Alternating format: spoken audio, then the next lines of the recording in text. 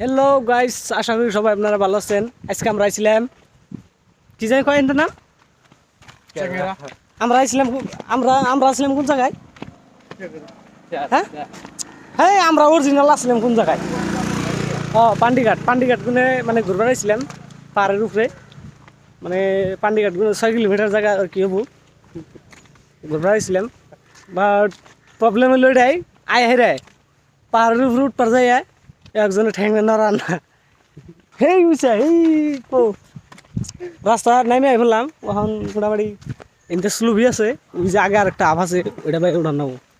পাহাড়ের মেন উপরে উঠছিলাম একদম।